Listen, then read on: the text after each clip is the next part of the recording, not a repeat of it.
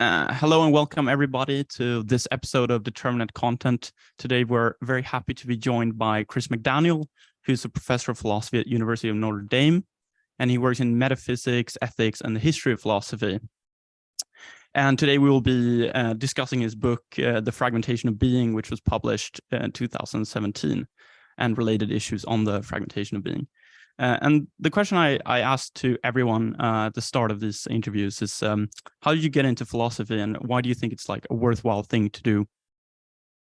Yeah, so the answer to that question is it's kind of funny. Like I had a girlfriend who wanted to take all the same classes one semester. So we took all the same classes one semester, and one of the classes that we took together was an ethics class by Hud Hudson, and it was amazing. I don't think I knew what philosophy was prior to taking that class. I was blown away by the fact that you could reason carefully about complex ethical issues, and start from simple cases and develop more intricate theories, and start with somewhat particular judgments and see how they generalize to apply to more and more cases, especially ones that are somewhat contentious, and help give you some rational guidance. It blew my mind. And so I thought, this is the stuff. And I think the next semester I only took philosophy classes. I think that we were on a trimester system at Western Washington, where was an undergraduate. So I think the next maybe 2 years I only took philosophy classes. And then my senior year in college, I had to take a bunch of gen ed classes freshman, because I hadn't taken any of them during the 2 years. So that's how I got into it. Kind of luck, and then having just a really good teacher. In general, all my teachers at Western were fantastic. It was a really amazing place to be learning philosophy. They didn't have and still don't have a graduate program, and so a lot of the attention was focused just on the undergraduates. And effectively, I feel like Western was a kind of like a pre-graduate school, graduate school. So that's how I got into it. I mean, the main reason why I think it's valuable, there are all sorts of extrinsic values to studying philosophy. I think it does help you become a clearer thinker. It's helped me become a better writer. I think that even thinking through day-to-day stuff with my kids or my family, it's helped me to think about possibilities, try to rank them in terms of what's reasonable to do, and think about the various considerations for and against, etc. That's all, extrinsically valuable stuff. But I do think that the questions that we study in philosophy matter, and that there's something noble about trying to come up with answers to them. So I think that philosophy is a kind of intellectual endeavor that maybe is analogous to mountain climbing. The people that try to, make these achievements, like climbing a mountain, they're not doing it primarily for fame or for sort of extrinsic benefit. They're doing it because it's there, it's a challenge, and they want to see if they can meet that challenge. And philosophy is the mountain climbing of the mind. So that's nice. Yeah. All right. So yeah, thank you for that. So in this book, The Fragmentation of Being, you argue that being comes in different kinds and also in different degrees. But as is often noted, and as you notice, well, this position is very kind of widely rejected in the tradition. And why do you think being came to be held as something that is not fragmented by orthodoxy? Yeah. So I mean, it's widely rejected in the analytic tradition during a blip of time after the 1920s. So I mean, that's, in the scheme of things, that's a pretty good run, 1920s until, I don't know, 2007 or something. That's a pretty good run in the history of philosophy. But if you look earlier than that, you find that it's the dominant view in the history of philosophy for thousands of years. And I also think there's some reason to think that's true, not just of Western philosophy, but also certain aspects of Eastern philosophical traditions as well. So why did it become rejected? I think partly because there are some philosophical motivations for having a kind of non-fragmented view. It's a simpler view. It does seem like there's something very simple about the concept of being. It seems like it's a very easy to grasp concept. There's not much to it. And that might suggest that the object that it's a concept of is also simple, that there's not much to its nature. That's a kind of risky inference, but you might think it makes at least a kind of prima facie case for a non-fragmented view, kind of univocal view. There's the kind of Van Nieuwenhuizen style considerations that I think have some power. That to say that something exists is just to say that not everything is not it. And if you think that there's only one notion of everything, then correspondingly you should think there's only one notion of something. And again, by this kind of inference from the simplicity of the concept to the simplicity of what the concept is about, I think, oh, that everything and something and nothing are all these kind of unitary, simple ideas. Maybe a related thought to that too is that it seems like not only is the concept simple, but it's universally applicable. So you can say of a mountain that it has being. You can say of a number that it has being, or a person that it has being. And so it seems like here's a concept that seems simple, but also universally applicable. How could that be? Well, one hypothesis is there's just not much more to being than just being self-identical.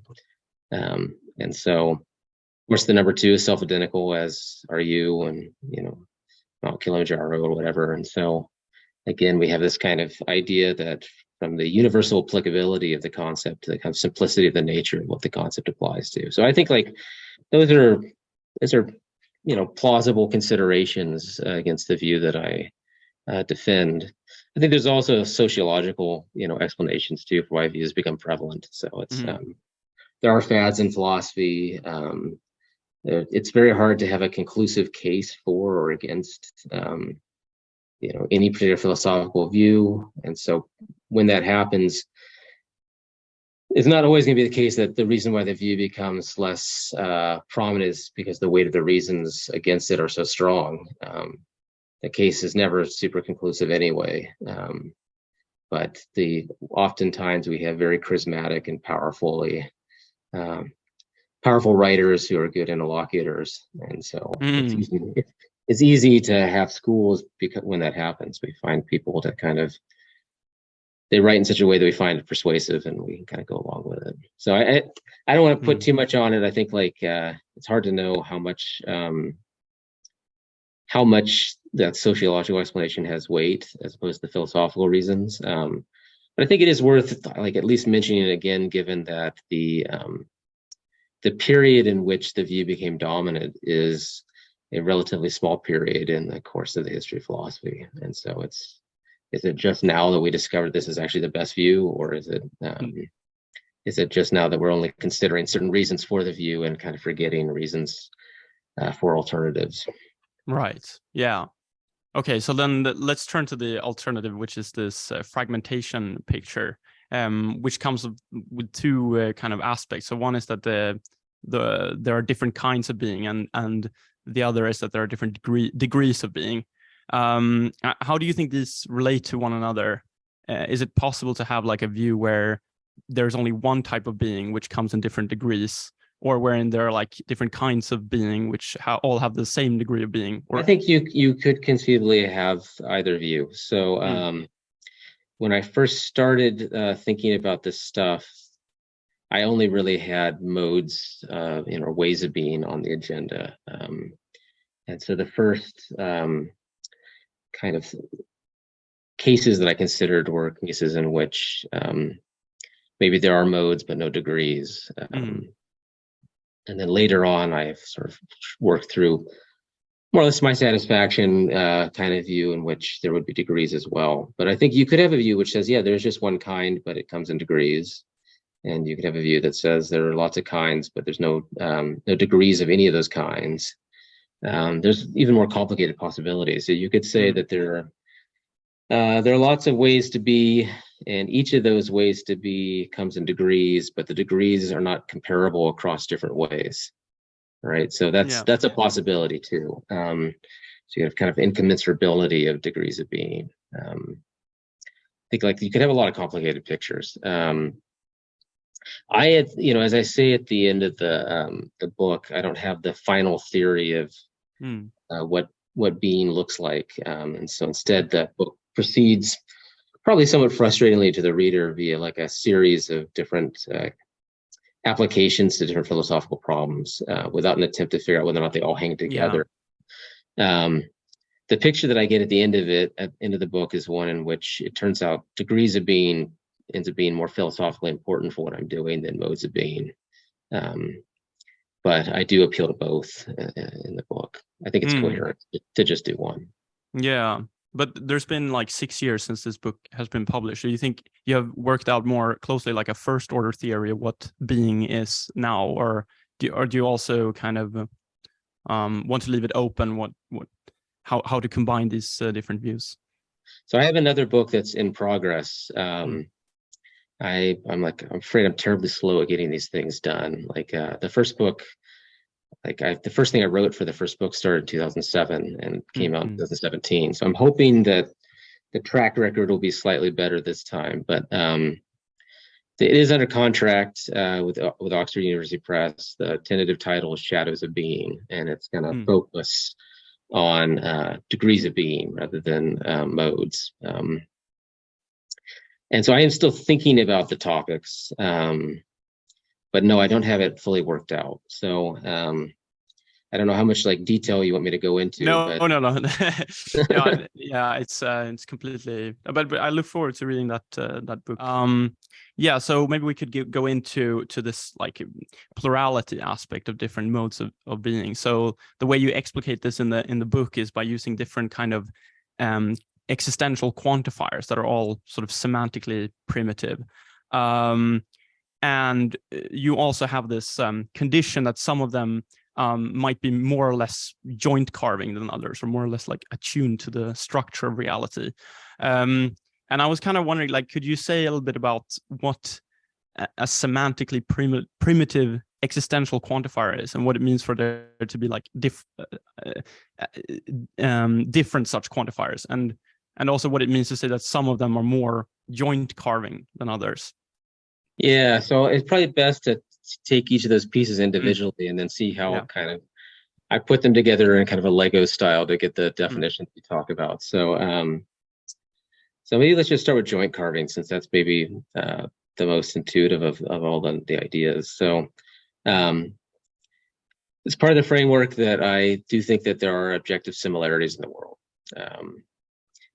Similarity is somewhat context sensitive, for sure. But there are limits to what we'll tolerate even within those context sensitive, even though it is a bit context sensitive. So, if I say to you, if we're walking down the street and we look in a shop and I see like a statue that I really like, and I say, oh, that's cool. It'd be cool to have something like that. And you give me a plastic model of it. I think you've done pretty good. That was something like it.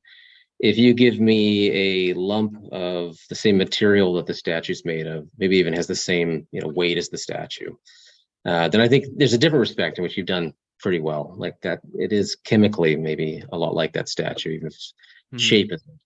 If you give me like a dead ant, I think you've just lost the plot. Now you can say like, look, the dead ant is like the statue, and that they're both not violins. They're both not the number two. So you can cite a lot of respects in which the dead ant is like the statue. I will agree with you that, of course, yeah, it's true. The dead ant is not like, is like the statue in that it's not a violin, but that's not like a deep way in which they're like one another. Like in the first case, when you got the right shape, maybe the right function, that's a deeper kind of similarity than not being a violin. And in the second case, in which you gave me something that's got the same mass, same chemical makeup, that's a deeper similarity than not being the number two. So if you're feeling that kind of intuition, that some similarities are like genuine similarities, whereas others are just the artifacts of they're not being certain ways, then already I think you're getting into this idea that of an objective similarity between things. All right, so this idea of joint carving is just the features that explain the objective similarities that are out there. Now, we have this question like, how far can we take this notion? Like I was applying the notion to pretty ordinary cases. But I think like this notion of joint carving actually has a wider application. So it doesn't apply just to concrete physical objects. So I think there are cases of in mathematics, for example. So there's this passage in Husserl's Logical Investigations that's mildly amusing in retrospect because he was actually a really good mathematician. But he's talking about objective similarities among numbers.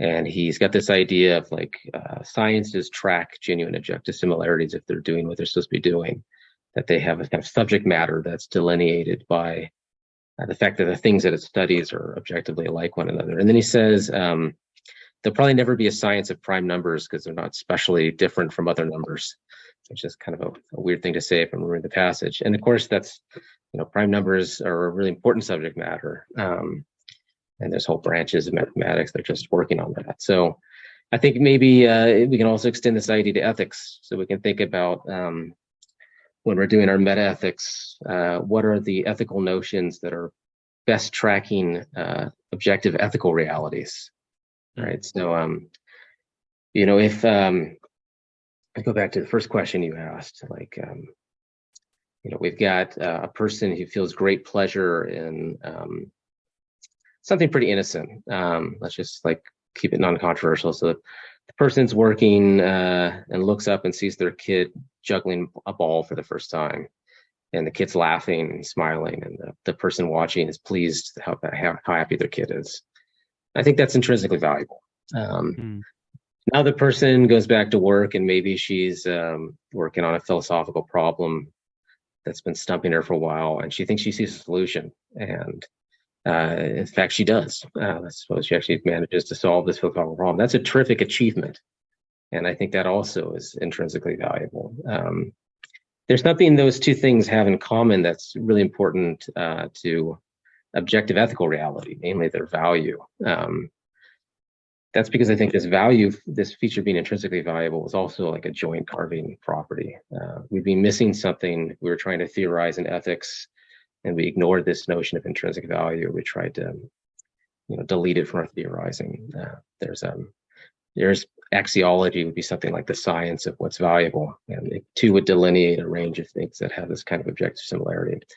So if you're starting with this notion of joint carving, and then you start seeing how widely applicable it is, you can start wondering how much further applicable it is. So does it apply to logical concepts? Mm-hmm.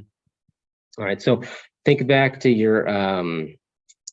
your first logic class when you're learning about the logic of relations, and you're told, oh, well, there's just going to talk about two-place relations, going to keep it simple. There are the transitive relations, there's the symmetric relations, there's the reflexive relations. Like you get all these like ways of dividing up relations into different classes. You don't usually talk about like the relations that are transitive, except for in these two cases involving dead ants, right? These like a relation that's symmetric unless the person is in New Jersey, then it's not symmetric. Right? These would be goofy ways to classify relations. The relation classifications that you're getting in logic carve out, I think, fairly natural classes of kinds of relations. The relations that are transitive are objectively similar to one another in a way that is worth noting and labeling. It's appropriate for the science of logic to track that feature. So this notion of objective similarity can also be applied to properties and relations. And we do that in logic. All right, so that's part one. Part two then is to start thinking about other logical properties and relations. So what about quantifiers? Can some of them be more natural or joint carving than others? At this point, like I said, I'm borrowing something from Eli Hirsch and Ted Sider about the applicability of joint carviness to quantifiers. And the reason this idea originally got entered into the discussion was people like Hirsch thought that certain metaphysical disputes were just trivial. And we could see that if we could see how it was possible for there to be different meanings for quantifier expressions in different languages. So this is actually the other reason why the Hirsch stuff is relevant, is because it's where I'm borrowing this idea of a semantically primitive quantifier. Maybe I'll talk about both at the same time. Actually, this might even be a better way to go. So good thing Zoom put a pause on it. Hirsch wants to imagine, two people having what looks to be a paradigmatic metaphysical dispute. So the first person says composition is unrestricted. Whenever you've got some things, there's a hole made out of them. So there's a hole made out of your nose and the Eiffel Tower, or my feet and my dog. Whenever you got some things, there's a hole made out of them. Whenever people talk about this view, they always pick a bunch of random objects and there's a hole made out of them because that's what the view implies. And then there are other people that are more restrictive. So they might say like, no, composition never occurs. So these are so-called compositional nihilists, or composition only occurs when the objects are sufficiently stuck together, or it only occurs when they form a living thing. Anyway, pick one of these restricted views and imagine two people, one with the restricted view and one with the unrestricted view, having a kind of debate. Hirsch thinks that this debate is a kind of trivial debate. And we could see this because we can imagine not just two people debating, but whole communities. So imagine a whole community of people that just agree with the unrestricted person. They're no holds barred when it comes to composition community, and they just all walk around saying, yeah, of course there's something made out of a dog in that fire hydrant, and also the dog in Alpha Centauri or whatever. They just nod along. And the other community is the restrictivists. They of course there's no composite objects made of those sorts. They're just living things. All right, so now these two communities come into contact for the first time, and because we're not thinking them now as like individual philosophers having a debate, but rather two different communities trying to understand one another, we're going to apply the sort of standard principles of charity we would use to think about how to interpret what other people are saying. So the community that accepts unrestricted composition, they're like, well, they're saying these crazy things about there not being something made out of a fire hydrant and a dog. Like we all accept that. Why would they deny that? They must not really mean that. They must have this slightly different notion of there is than we have. And we can understand what it is if we remember that we ourselves sometimes restrict our quantifiers, because it's convenient to do so. So if we're at a party and someone says, is there something to drink? And I say to you, all the beer's in the fridge. I say something helpful and true, even though I know there's beer in Milwaukee and we're not in Milwaukee, or beer in Germany and we're not in Germany. Because when I say all the beer's in the fridge, I'm restricting that quantifier all to things that are contextually salient, which are things that are available to be drunk now, like without much difficulty, which is just stuff that's in the fridge.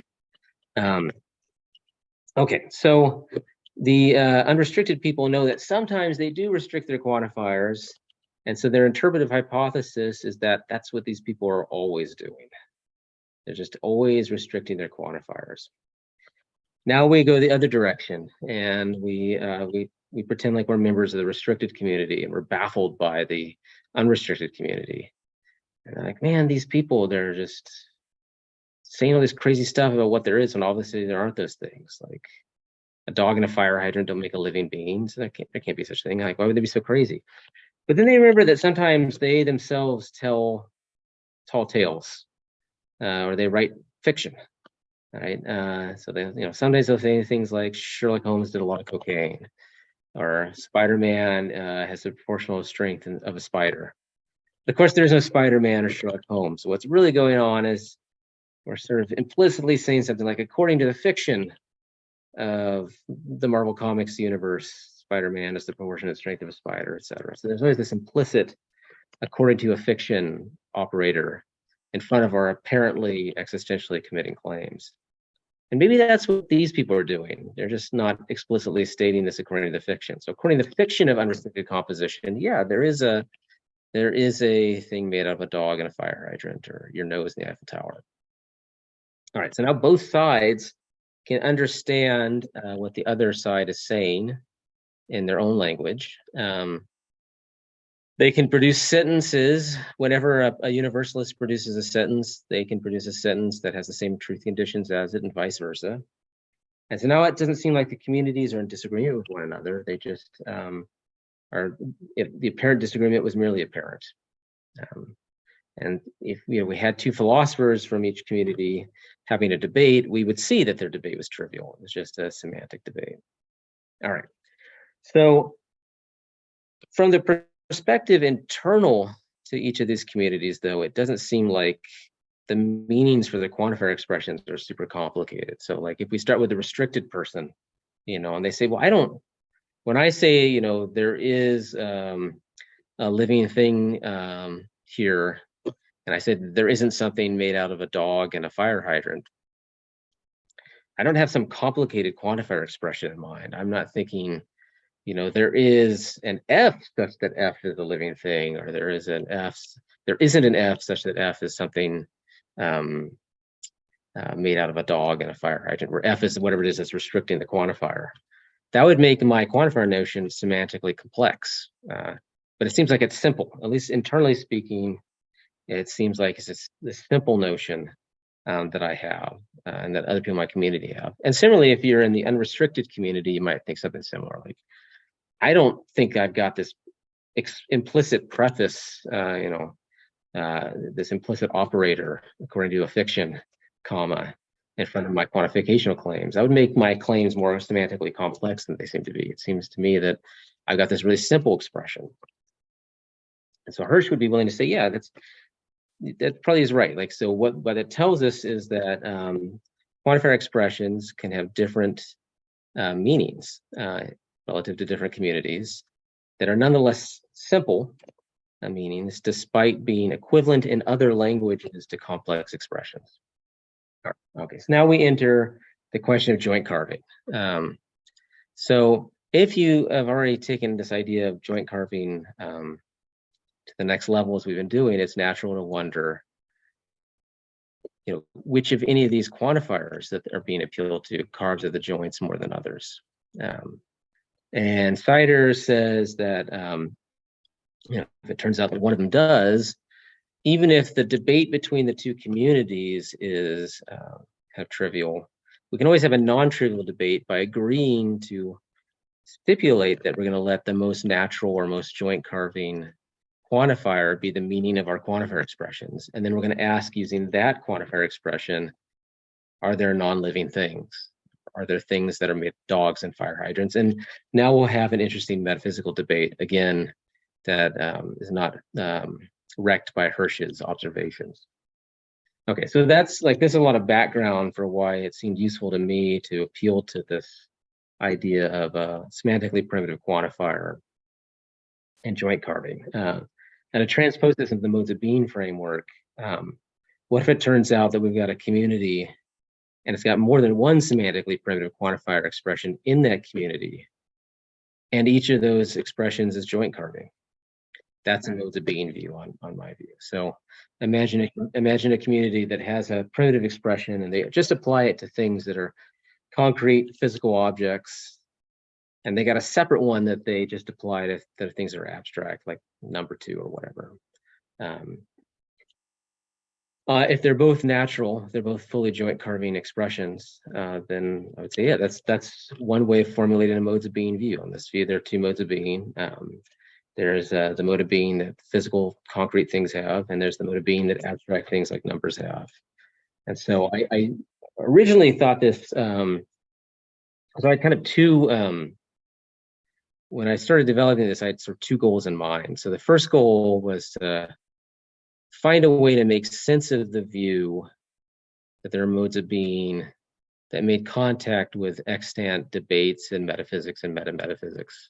Because as, to tie this back to the second question you asked, when I first started working on this stuff, it was still during the period in which being is univocal was like the dominant view. So much so that very few exceptions in the analytic tradition, there weren't anybody even thinking about this other view, which is kind of a dead view.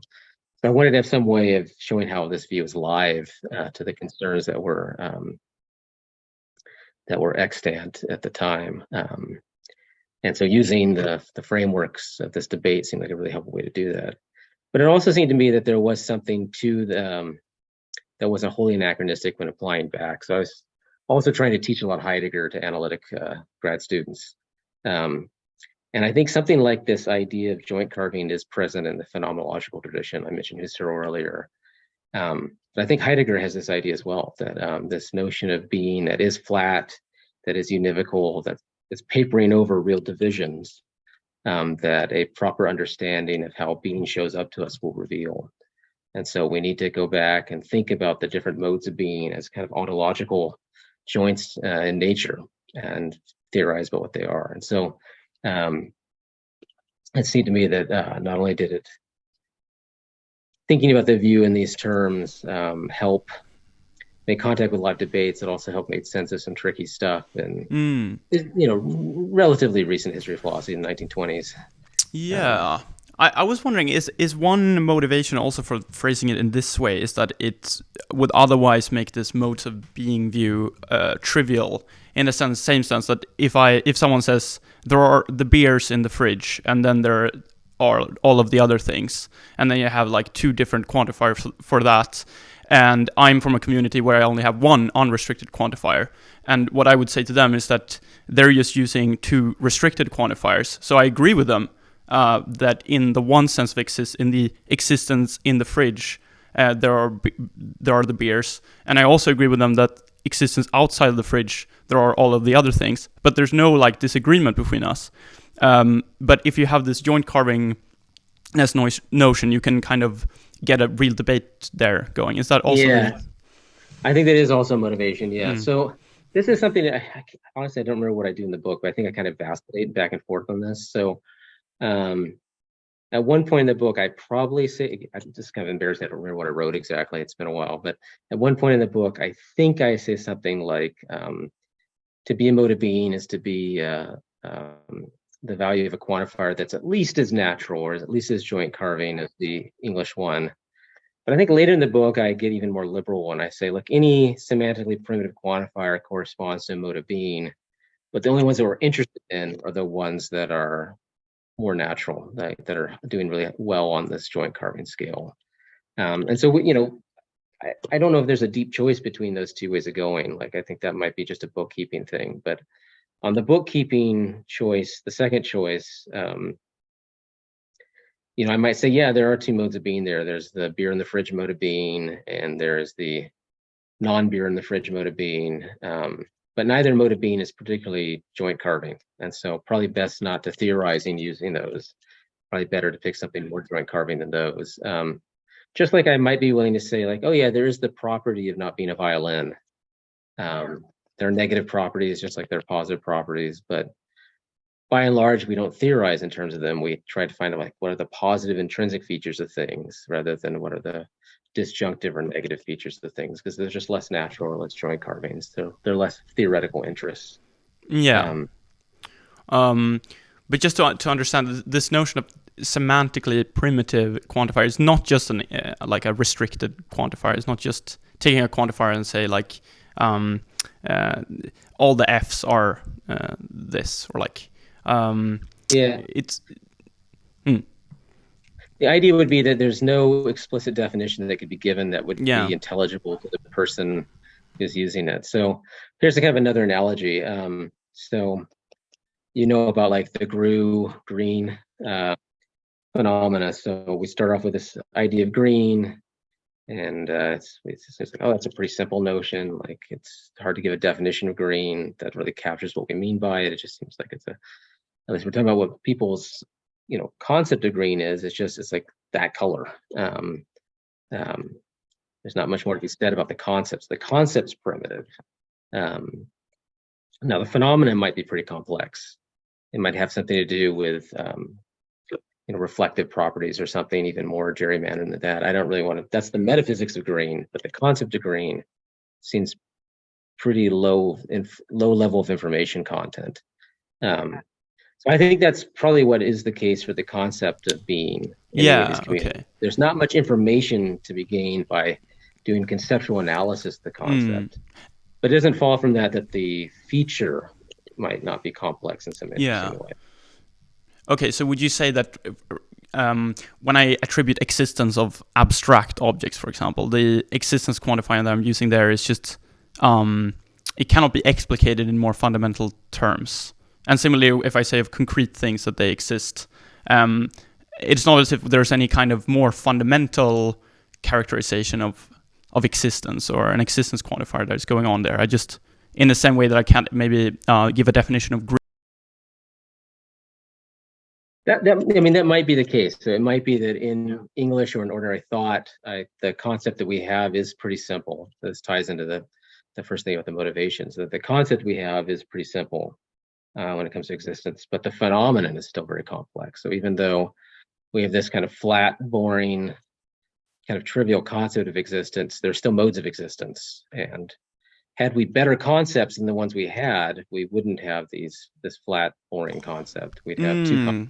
Oh yeah, no, that's what I meant. So like, let's say I have a view where there are two modes of being. So there's the abstract and the concrete. And then when I attribute existence of the abstract object, there's just that existence quantifier is not going to be rephrasable in any more fundamental way, according to your view. If those are indeed the two modes of being that there are. Yeah. Yeah. Yes. Okay. Yeah. So you mentioned Hirsch before, and this kind of view of ontological disputes being kind of empty in some way. And one of the remarkable things in your book is that you argue that your notion of ontological pluralism is actually like equivalent to this idea. And as you formulated before, the idea that there are several equally joint carving quantifiers, and that's your view is obviously a very metaphysical and ontologically loaded view, and it must strike as the quantifier variantist is somewhat of a kind of a defeat in some way, that their view is now equivalent to such a metaphysically heavyweight idea as yours. I don't think that they're equivalent in that. So Hirsch thinks that. So what I do say in the book is that Hirsch's view ends up being a version of a modes of being view. Okay. So there is still that defeat worry that you mentioned. So Hirsch is trying to be super anti-metaphysical, and by my lights, it ends up being just another metaphysical view among others. And so he fails at his aim is to get rid of a certain portion of metaphysics. Because he too is trading in these quantifier expressions that are all as good as the English one and all as good as each other. And that's the initial definition of what it is to have a modes of being view, is to have a plurality of these. So I think I'm okay with that. I kind of like that view ends up being just another bit of metaphysics. It's hard to avoid doing metaphysics. Even the people that try to avoid it end up doing it. That's just life. Now that said, if you hate that consequence, there have been some people that have been trying to think about ways to tighten up my account of what a mode of being view is, so that it doesn't have that.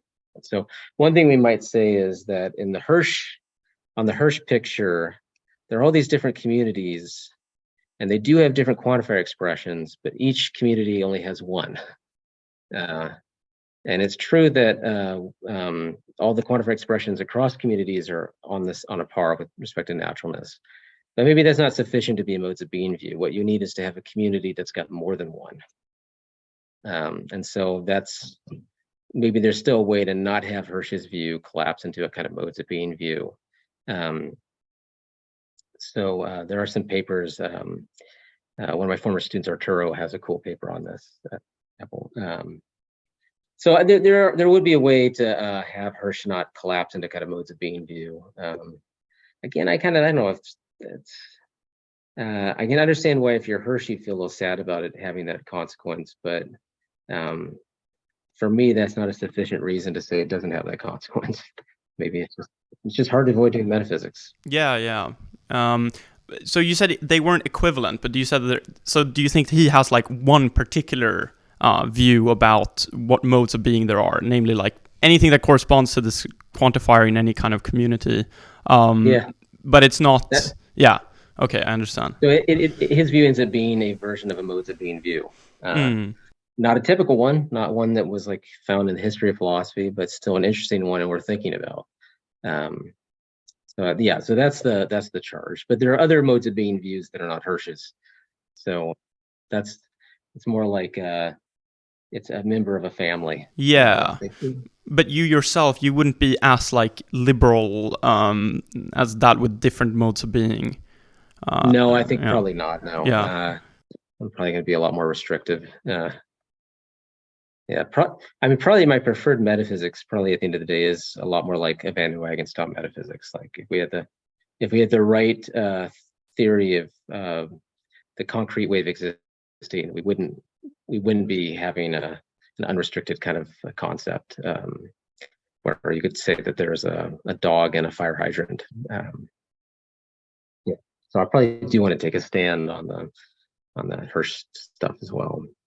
So another kind of common deflationary anti-metaphysical move is to argue that metaphysical claims are kind of trivial in that they follow from kind of very basic or common sense facts. So if I say like the computer in front of me has a certain color, then I'm sort of committed to there being properties and there being facts and so on.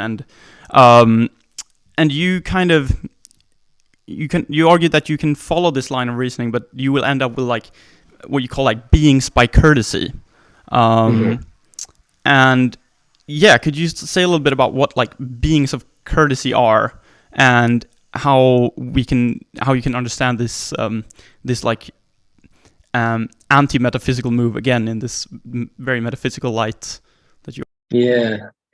So what I think is right about I don't want to call it an anti-metaphysical move, but like the move. I don't want to prejudice by saying it is anti-metaphysical, but what I think it's right about it is that there are properties, and it's like fairly obvious that there are. It's very hard to come up with paraphrases to get out of talking this way. I think that's also true not only of properties, but it's also true of holes or shadows. So like take hole, like hole without the W, just HOLE. So you and I are driving, in Indiana where I currently live, and there are a lot of holes in the road. Like there's a big hole in the road, and I, do a hard turn to get out of the way of the hole, because if I don't, we would have died. And what you say is true. There was a big hole in the road. It's a good thing you warned me, because it could have killed us. So I think like what you said is true. What you said is true only if there are holes. So there are holes. That's the move. But what doesn't follow from the move is what kind of ontological status a hole has. It doesn't tell you, like, it tells you there are holes, but it doesn't tell you what mode of being a hole has, and it doesn't tell you how much being a hole has. Now, one reason I'm not calling the move an anti-metaphysical move, but just move, is because here's an analogy to the move. There you are sitting alone by the fireplace, contemplating your ball of wax, as one does, and you're thinking, and then you're like, oh, I think, and anything that thinks must be, so I am. And I think that's a great argument. That's the kind of argument you would contemplate while sitting by a fire with a ball of wax, just thinking, therefore you are. That's a lot like the move. But I think, as before, it gives you good reason to think that you exist, but it doesn't tell you what mode of being you have. And it also doesn't tell you how much being you have. So it doesn't license more than just the bare claim that you exist. You have to do a lot more metaphysics to think about those other questions. And so similarly, there are properties, there are holes, you exist. But what kind of existence you have and how much existence you have, that remains to be determined. Now, in the case of a hole, I think I'm pretty confident that although they exist, they don't have as much existence as you do. We have all sorts of qualms about entities like holes. Like, yeah, they're there. We're kind of stuck talking about them, but it sure feels like there's a sense in which they aren't there. And it's that sense that they aren't there that motivates people to try to paraphrase a way to talk about holes. I think this is like this paraphrase project is kind of a doomed project. It's not going to. We're not going to be able to produce paraphrases that are adequate, that really are meaning replacement paraphrases. it's an attempt to do via linguistics what we should just do via ontology, which is make sense of the idea that although there are wholes, there's also a good sense in which there aren't. And in order to do that, we need two modes of being. We need a mode of being that corresponds to having a lot of reality or a lot of being, and then another mode of being that doesn't. And the things that have less being, that have a less good way of being, are the things that I call beings by courtesy. And holes, shadows, all your negative entities, your blindness in the eye, your privations, your fictional characters, that's the broad category of things that I call beings by courtesy. They are, but they're not as real as other things. And so I respect the feeling that there's something anti-metaphysical about the move, but I think that the way in which you respect that feeling best is by just degrading the status of the things in question. But in order to do this, you can't just say they have no being, because then you're back then you're denying that there are these things, which is the sentence that we agreed was true. So you have to have degrees to do the move justice, I think. And it's not that these entities are like dependent on thought or are like conceptualizations of reality. Because I suppose you might think that the name beings by courtesy suggests that it's like because we're courteous that these things exist, but it's not like that. They have an independent existence, but it's just that they have a low degree of being, right? Yeah, it might have been that terminology was a bad terminological choice. Maybe I should have said being by deprivation or the deprived being. So I mean, in the new book, I'm calling them shadows of being, which is maybe a bit better terminological choice than beings by courtesy. Because you're right, I don't think that some holes are human products. So like if I have a T-shirt and I take a pencil and I stab the T-shirt with a pencil, I put a hole in the T-shirt, and so I made that. But other holes are not. So I think I said in the book, if there's a hole in the center of the earth, none of us made that. Most of us don't even think about it. None of us have reliable beliefs about how big it is, if it's even there. And it would still exist even if a nuclear war wiped us all out. Presumably our bombs would not penetrate that deeply. So if there's a hole in the center of the earth, it's not concept or mind dependent on us. In this respect, I want to distinguish my view from other people in the history of philosophy that did have kind of degrees of being views, but also had the view that things with a lesser degree of being were in some way mind dependent. So I think like Suarez and Aquinas fall into this camp where they call these things being of reason, because they're partially grounded in cognitive activity that human beings engage in. I think that aspect of the view probably wasn't. Yeah, so another view you discuss in the book, which is also really kind of interesting and exciting, is like this emptiness view that I don't know if I have got this correctly, but it is that everything that exists is by courtesy. So like, could you say a little bit more about your interpretation of like Nagarjuna here and like your this notion of that the world might be just completely empty, ontologically speaking? Yeah. So I'm not an expert in Nagarjuna interpretation for sure. So I, with great hesitation, enter this discussion. This is something that I am interested in, though, very much so. Post the book, I wrote a couple papers on Abhidharmic meta-ontology, because I think that, at least on one reading of what these guys are up to, it is a kind of their two modes of being, a really good one that only a few kinds of things appear in, namely short-lived dharmas, and then a kind of more extended one, kind of conventional mode of being that on which you can say that a car has being or a person has being, but it's a second-rate one. So on the Abhidharmic view, there are two modes of being. Not everything is empty, but you don't have kind of inherent existence. You've got the second-rate conventional reality. Only short-lived things, skandhas or dharmas, different views, have this. And then I think of the kind of Nagarjian rejoinder to this was, you were right about the conventional reality of people. and pencils or whatnot. You are wrong to think that dharmas were an exception to this. Everything's conventionally real. And so if you're modeling the Dharmic view on the kind of two quantifier view, a good quantifier, a bad quantifier, the Nagarjuna-Junic rejoinder to that is there's just the bad quantifier. Nothing has a kind of inherent joint carving existence. There's just this conditional reality. So there's no privileged way of cutting up reality into things that really are, and those things that are just kind of shadows of what really are. Everything is a shadow. So that's the reason why I thought that interpretation of the of Nagarjuna was reasonable to consider. I also think that given like some of the things that I think follow from being empty in this sense, that a lot of the other interpretations of Nagarjuna, kind of fall out from it. So like some people read him as denying anything as a substance. And on the view that I have, a being by courtesy couldn't be a substance in the traditional sense. Some people read it as saying that nothing has an essence strictly considered. That on the view that I find attractive, this is stuff that shows up in, I think, chapter 9 too.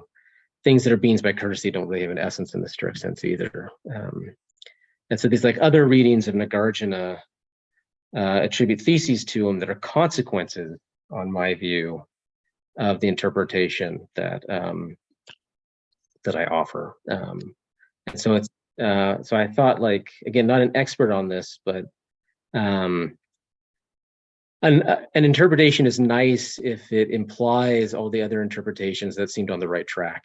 Like they all are capturing something that's right about the view so described. Nothing has an intrinsic nature, nothing has an essence, strictly speaking, nothing is a substance, because that all follows from the fact that everything is a being by courtesy.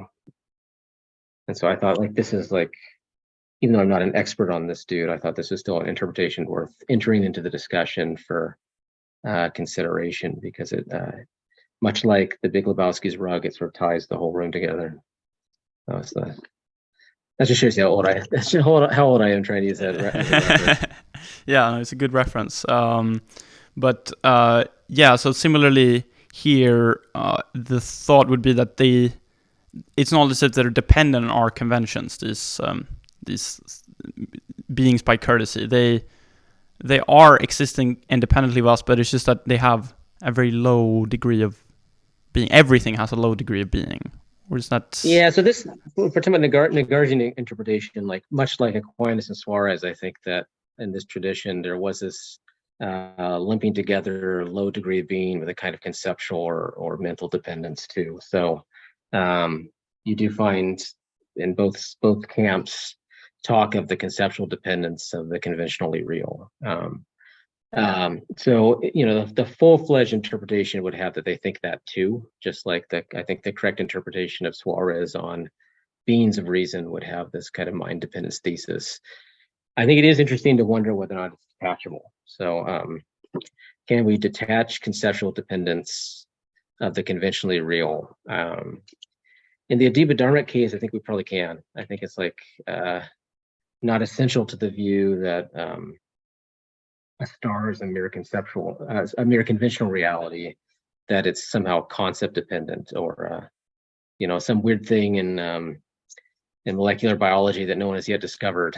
It would be a composite object, so it would probably have only conventional reality on most standard readings of a Dharmic views, because they're kind of nihilist about composite objects. But it's hard to see why that would be a conventional concept dependent reality, given that we haven't even discovered it yet. So I think for that kind of view, you probably would want to consider whether you could detach concept dependence from less good being and still preserve what mattered about the view, even if you're not, at that point, you're not doing interpretation anymore. You're doing kind of critical analysis or critical evaluation. And in the Nagarjunic picture, it's less clear to me. So one thing that I'm not sure about is, suppose it turns out that everything is empty or merely beings by courtesy. Does that have implications about the dependence of things on other things? Right. So I think that like a being by courtesy does metaphysically depend on a real being. Like that's So like a hole depends on, like a donut hole, the hole in the donut depends on the donut. That hole in the t-shirt that I made when I poked it with a pencil, if you destroy the t-shirt, you destroy the hole, right? So, at least it seems on the face of it that you can't have beings by courtesy without real beings, but Nagarjuna denies that. So we had a dependence thesis of, the whole depending on the shirt. What kind of dependence thesis do we have if everything is empty? Does it turn out that everything depends on everything else? Or can things still have a kind of independent, crappy existence from other things?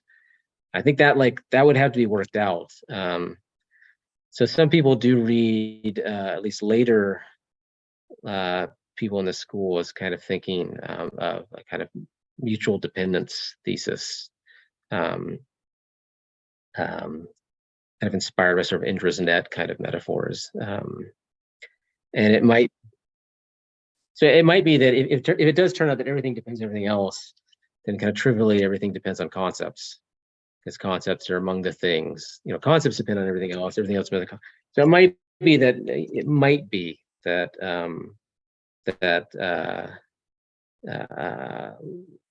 kind of post-Nagarjuna philosophers will want to still hold on to concept dependence, and for good reason. That remains.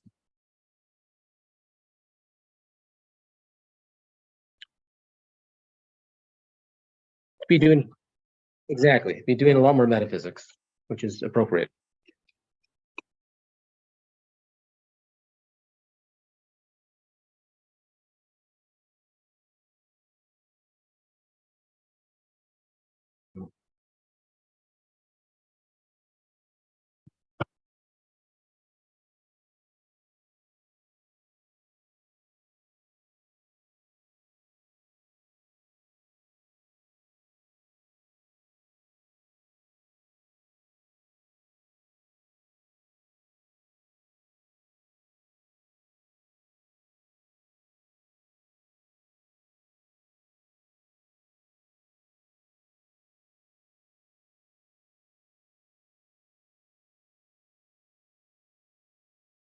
I mean, the kind of depressing thing about that chapter is like I don't come away convinced that this argument really succeeds. So, um, the thing that I'm very curious about and continue to be super interested in is this question about whether it matters whether we're fully real, and whether there are normative connections to ontological questions in this way. So,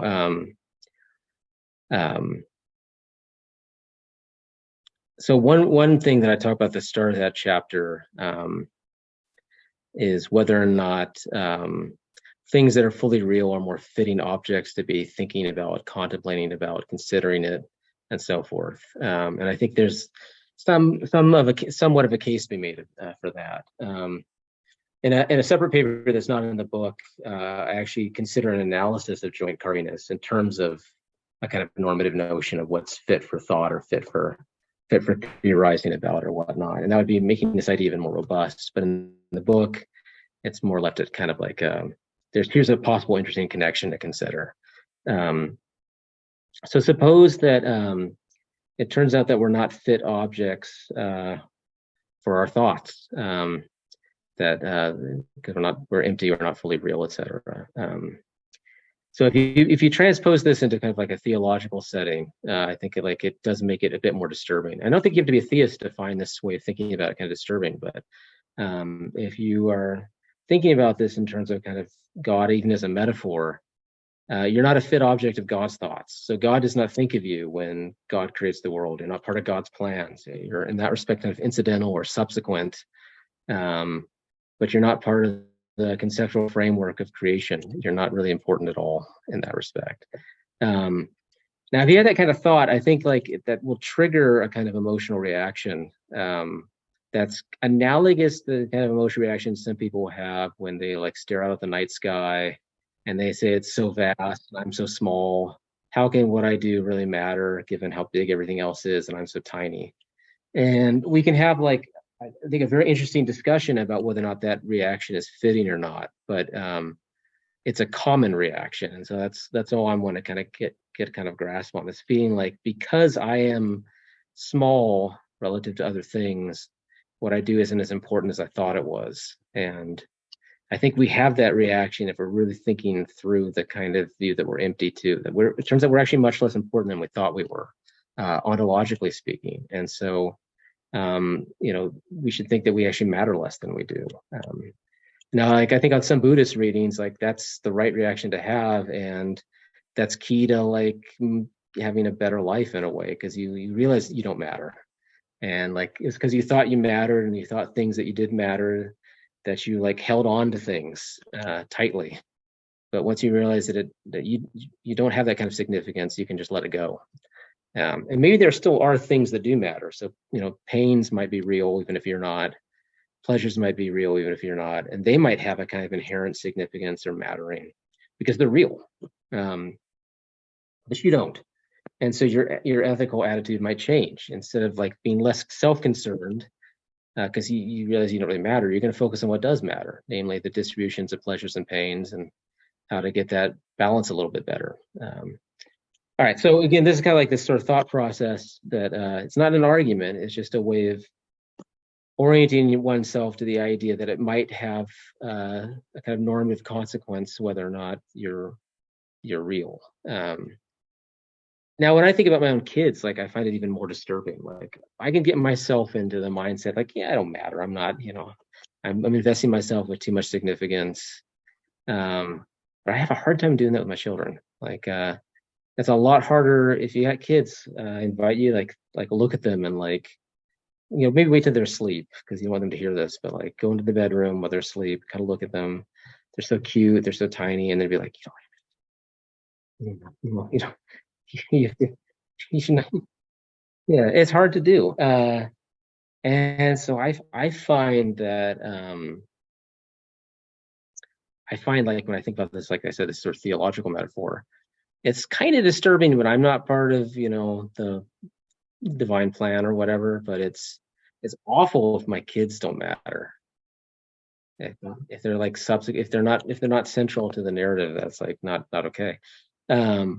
All right, so that's not an argument though. Like I said, that's just a way of getting motivated to look for arguments. And so then the rest of chapter 6 is considering both theoretical and practical arguments that we might be fully real in a way that we could still matter. And the kind of disappointing thing about that chapter is it's hard to see whether or not any of those arguments succeed. So I think it's like, it is surprisingly harder to prove that we're fully real than you might have thought. And on a lot of like popular metaphysical pictures, I think it turns out we're more like heaps, or clumps of stuff, which I think of as beings by courtesy, than we are real things, which I find disturbing. What I'm hoping to do in this Shadows of Being book is use this as an opportunity to think more about this, but also think about like other views in which we don't matter that much, but we can find things that do matter and reorient our lives on them. So there's a kind of a section of this book as I'm envisioning it that's kind of like the philosophy of religion for people that don't matter.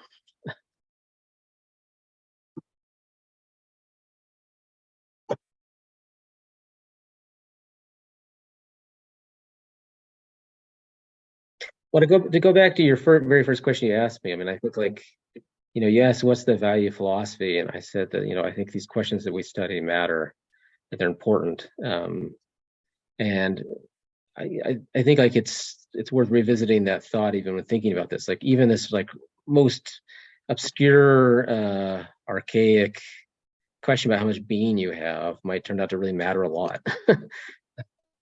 And so don't sell philosophy short is my philosophy. Yeah. So I want to turn to another thing in the book. So like in the beginning, you start by kind of analyzing this notion of modes of being by means of this joint carvingness. But then towards the later part, you kind of say that naturalness or this joint carvingness can be understood in terms of degrees of being.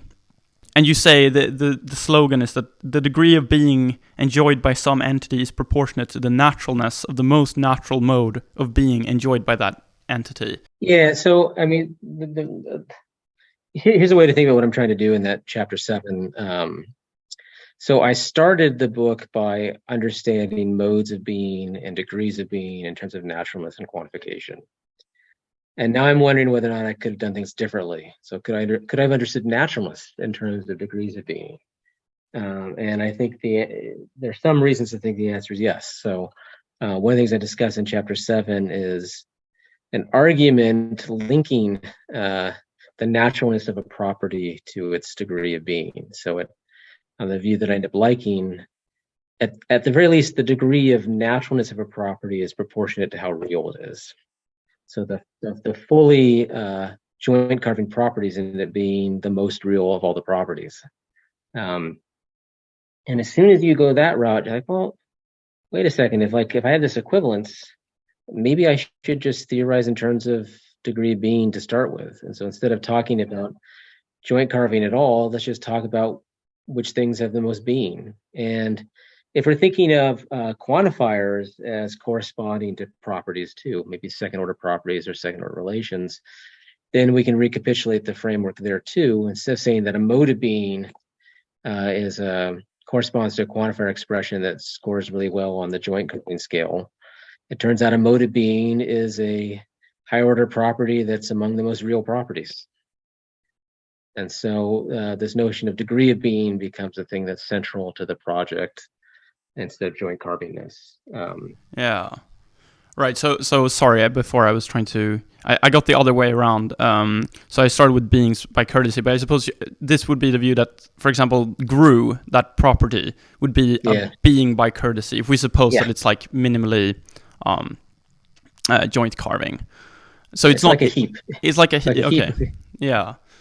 And you think of a negative property as like a privation or a shadow. Like it's kind of easy to get yourself into this mindset anyway, just sort of intuitively. So maybe having maybe having mass or being a violin, maybe that's like a real property for something to be. But not being a violin, that's like just the absence of being a violin. That's like the privation of it. That's not. You can even say like that's like. So go back to the earlier discussion about objective similarity. So like I was like, well, when you brought me the thing that had the same shape or the same chemical composition and mass, I was like, yeah, that's a real respective similarity. When you brought me something that was not a violin, I was like, that's not a real respective similarity. I mean, that was kind of the language I used. Now I'm like deliberately emphasizing the word real pretty hard because we now have a sense of why that was the right thing to say. There might be a property like not being a violin, but it's just a being by courtesy. It's like a negative property. It's an absence property. And so it's analogous to what a hole is in a road. There's a hole there, but it doesn't have a high degree of being. And similarly, there might be heaps, my kids make a lot of heaps of stuff, piles of crap and dogs and guinea pigs and Legos and stuff. But a heap is not like a genuine being. That's a being by courtesy, it's being by aggregation. And that's kind of like what a mere disjunctive property is like. So GRU is kind of like that. It's like, oh, we took something about time and discovery and color. We're just gonna clump them together and using some logical machinery. And so now we can say we get a well-defined predicate. There must be a property corresponding to it. And I'll give that a thumbs up, but it's more like a heap. It's a being from a logical aggregation. It's not a real property. Right, and then this would also, how real it is would also depend on how, I suppose, gerrymandered it is. So I don't know if I got you right, but you said before that being a violin or being something else, that might be more real than not being a violin. So like there might be a division between different types of these like abundant properties depending on how like gerrymandered they are. So I think like the rough idea, we got two properties that are mutually exclusive, and one of them has to be exemplified. What makes one of them the negation of the other? And I say, well, the one that's more real is the real property. The other one's the negation. So even thinking about like, why is it, nothing can have the property of being a violin and not being a violin. They are opposites. They can't have both. And everything has to have one or the other, because everything's either a violin or it isn't. But obviously, one of them is a negative property. And in this case, it's got its negativity and its linguistic description, but that's not always a reliable way to figure out which property is the negation. In this case, we know that was a negation. That's why we labeled it such. But we know it because it's an absence. So we know it's the negative property, in the same way that we know that the whole is not really a robust being in the way that the road is or the donut is. And the linguistic labeling reflects that antecedent ontological knowledge that this is an absence. It is the negative property. And so the kind of analysis of negativity that I gave you is usually exclusivity, but like major difference in reality. Tells you which is the positive property and which is the negative property. Yeah, that's very interesting. So I think I have one question left before we wrap up, and that's about this paper that you mentioned, connecting joint carving as fundamentality to a normative notion. And here it seems that you've said that you can understand joint carving as or fundamentality in terms of degrees of being.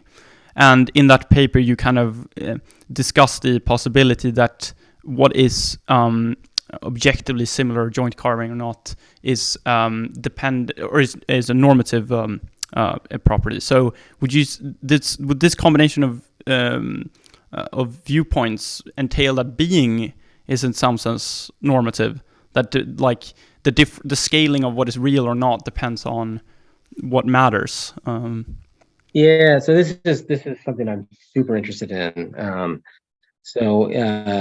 A good recipe to figure out what I'm interested in is find something that some dead person said, hopefully from the medieval period, and then find something in my views that have similar implications. So in this case, it's the convertibility of being and goodness.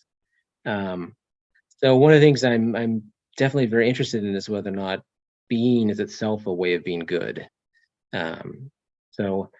Is being a kind of metaphysical goodness? Because that does seem to be, on the face of it, what you get when you put the paper and the chapter 7 picture together. You get a view in which degrees of being or degrees of metaphysical goodness or degrees of metaphysical mattering.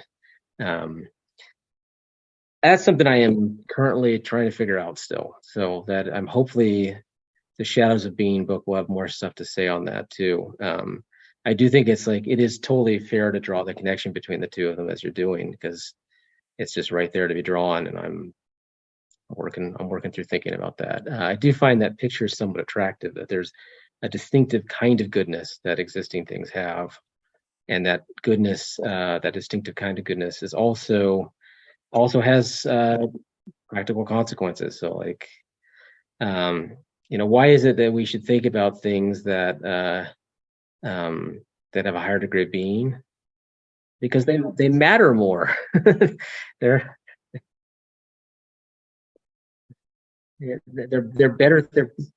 better things to think about. So you get a kind of scale of goodness that's relevant to certain kinds of practical decisions we might make about what kind of theories to develop, what kind of objects to contemplate. Now that's a very limited kind of theoretical normativity. So more like normativity of belief and practices involving the regulation of beliefs or the development of beliefs or the accumulation of beliefs into theories. I think the next question is whether or not there's other kinds of normativity that also run train with this kind of practical theoretical normativity. So again, on kind of the Dharmic Buddhist picture, the better things to think about are also the better things to bring about, so to speak, in a way. You gotta be a little bit careful about that, because pain might be just as real as pleasure. But there's a different scale of betterness, not this metaphysical scale, in which we should be reducing the pain and bringing about the pleasure. All right. So I think we're going to end up with a kind of value pluralism if being becomes a kind of metaphysical goodness. It can't be the only kind of goodness. Think about a kind of a Dharmic view, and then the view that we should maximize metaphysical goodness. Well, there might be multiple ways you could do that. I could create a lot more pain. That's fully real. You create a lot more pleasure. That's fully real too. They'd be on a par, and that'd be a bad ethics. So I think that's going to tell us there's some limits to what kind of practical consequences metaphysical goodness could have. But I think I'm okay with that because I think, in general, there's probably pretty good reasons to be a value pluralist of all sorts. So we probably want to distinguish not only intrinsic value, but something like well-being from intrinsic value. And they can come apart. It might be that in some cases it makes sense to decrease well-being because doing so increases intrinsic value. So maybe punishing someone who's done something badly, decreases well-being, right? So like, and no one else is thrilled that we got to punish this guy. So no one's happy about it. The guy who's being punished isn't happy about it, but it's the fitting thing to do because he's a bad dude. And so we're going to decrease the overall level of well-being in the world because doing so increases the kind of moral intrinsic value of the world. So that there are two kinds of value properties: well-being and intrinsic value, and they can compete. And maybe metaphysical goodness will also be a competitor with these other kind of value properties. I mean, the other thing that's kind of tricky to think about is the other kind of value properties have natural negatives, whereas on the being is a kind of value. It's not clear there's anything like metaphysical badness. There's just being less and less good. And this actually ties back to the earlier question about whether or not there's a minimum level of joint carving. So like, if everything is joint carving to some degree, but there can be always less and less, it would follow that everything is good to some degree, metaphysically good to some degree, although there can be less and less, but there's no metaphysical neutrality or metaphysical badness. The metaphysical being scale would be unlike these other value scales and not having a natural negative side to it. I'm not sure what to make of that. Like, I wanted to one last question, if that's fine. So, I mean, that idea that being and goodness are tightly connected, and that there's no kind of like metaphysical badness is just impossible, or you can't even conceive of it. I mean, would you say that that's possible to have on a naturalistic framework, or do you have some other kind of framework in mind if you want to develop this thesis? Yeah, I don't know what's possible given a really hardcore kind of naturalism. So my inclination is to not be the hardest of hardcore naturalists. So I think, like, if you go back to the earlier discussion, I don't think the only natural or joint carving properties are to be found in physics. So I think there are ones in mathematics, ones in logic, but also ones in ethics. Probably ones in psychology, maybe biology as well. So I suspect that the kind of if I were to be a naturalist, it would be a very fluffy, irreducibilist, lots of levels of nature have natural properties in them, kind of naturalist guy, including ethical levels, which does not sound very traditionally like physics only kind of naturalism. I'm not sure what's doable in the physics only naturalist kind of picture, but that's not really the picture I'm operating with, I guess, anyway. So it's worth working out, but I haven't done that. So cool. I don't know the answer to your question. Looking forward to reading that new book. But for now, I want to thank you so much for coming on today and talking about the fragmentation of being. So thank you so much. Thank you for having me. It's been a very enjoyable discussion. I hope it's fun for your viewers to listen to, or your listeners to listen to. Certainly.